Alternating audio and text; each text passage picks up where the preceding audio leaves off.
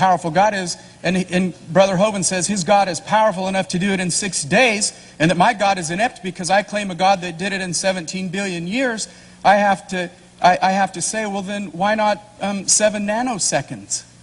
Or why didn't he just do it instantly? Boom! Because it, for whatever reason, in the chronology that's described in the Scriptures, it follows a sequence. And the writers of the chronology put some devices on it for us to remember. My particular belief is that those devices were terms.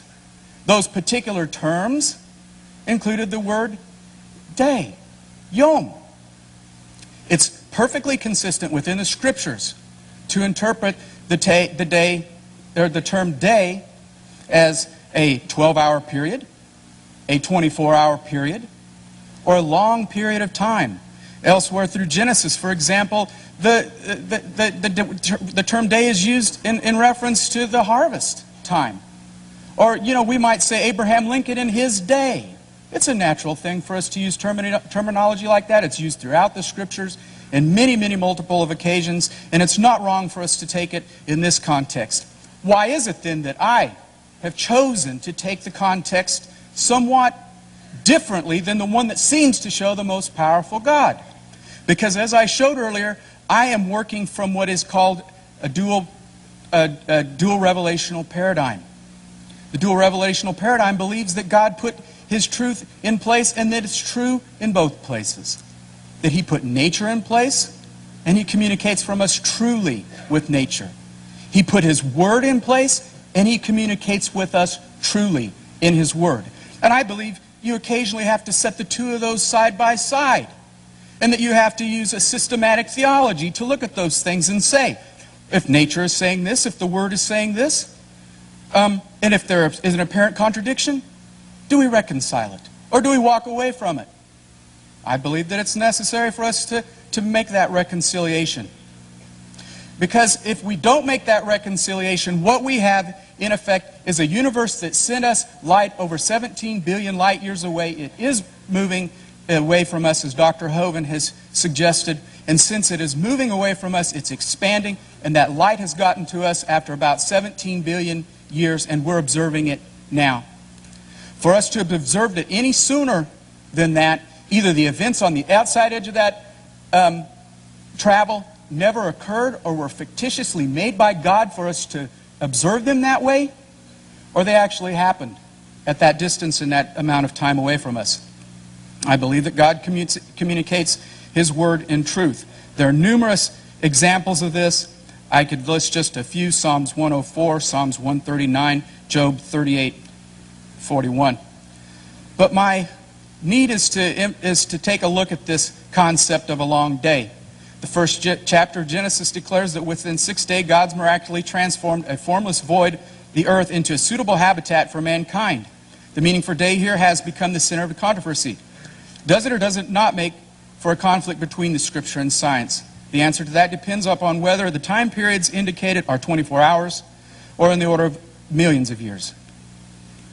Many scientists and many Bible scholars would agree that the correct and literal interpretation for the creation day is one that takes into account definitions, context, grammar, and relevant passages in other parts of Scripture. All we're trying to do is take a systematic approach to this. In fact, one of the problems I have with the approach to the Scriptures that take one verse out of a series and apply it to all of our life is the failure to do a systematic approach to the Scriptures. Because you see, even the Scriptures, on occasion, have items in them that you look at and you say, it just said this. I'll give you an example in Proverbs. Do not answer a fool according to his folly, or he will despise you. The very next verse it says, answer a fool according to his folly, or he will despise you. Are we wrong in taking both of those as correct? Isn't one or the other true? The fact of the matter is that the Scriptures intend for us to take both as true. And I believe that the Scriptures are also saying that we should take nature as true, as well as the Scriptures. And the unfortunate problem with not doing that is that you have circular reasoning. Perhaps I'll be able to get back to this in a moment. But if you take one form of inspiration and you say it alone carries the whole weight of the argument, you have it confirming that in itself. Do you see that as to be circular reasoning? Anyway, my time's up. Thank you, Cal. Michael Sherman.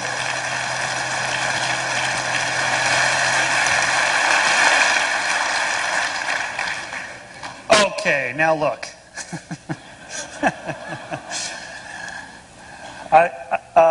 I really like what Kyle had to say. He's very thoughtful on his thoughts on the Bible. I concur with much of that, actually. And Dr. Hovind, I have never heard somebody give a 2-hour lecture in 15 minutes like you can.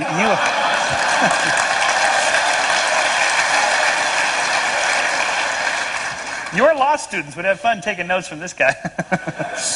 Get that tape recorder handy. Ken says I should be skeptical of evolution. Well, I used to be. I was a total skeptic of evolution. I didn't believe it. I didn't for years, for a long time. I read all the creationist literature. I read what the creationists said was evolution, and I didn't believe it because it sure didn't make sense. Then I actually took some courses in the science of evolutionary biology, and I found out, oh, well, this is nothing what the creationists were saying that it was. This is like a science. This is a whole different thing. This isn't anything what I was told. Then I realized, okay, these are two different things. Science is different than religion. It's a whole different way of thinking. It's a different way of analyzing the world. It's just, they're really quite different fields of knowledge. And I found out I was making a huge mistake when I attempted to completely overlap them and use one to prove the other. It doesn't work that way. So I then became, as it were, a believer in evolution, although belief isn't even the right word. You don't believe in evolution. It either is or it isn't, based on the evidence. It's not an article of faith. Which brings me to the subject of, is evolution a religion? Look, if evolution's a religion, by which I presume Dr. Hovind means evolutionary theory and the science, not the process itself. If that's a religion, then everything's a religion. Human history, the study of human history is a religion. Archaeology is a religion. Paleontology is a religion. This sort of cheapens what we mean by religion. A religion is a community of believers that serves a social and moral purpose in society. Its purpose is not to test empirical hypotheses. That's what science does. And science has been really good at that. And that's why in the last 400 years, science and religion have largely separated as two spheres or magisteria of looking at the world. Not all religions require belief in a deity, but most do, and certainly evolution doesn't. Dr. Hovind put up a long laundry list of scientists who are creationists. So what? I can give up a laundry list of theologians and deeply religious people, born-agains, who believe evolution. What does this mean? It doesn't mean anything. That's not how we operate in science. We don't go based on how many big-name people believe it. That's not how science works. It's irrelevant. It doesn't matter if nobody believes evolution. It either happened or it didn't. And for the record, by the way, the last survey on this was that 40% of American scientists believe in God. So either, and virtually all of them believe in evolution. So either they're all idiots, or it's okay to believe in evolution and believe in God. It certainly appears to be, since most of them do. Okay, now the question is, I have for Dr. Hovind, or even for Kyle as well. If God did it, aren't you curious how she did it?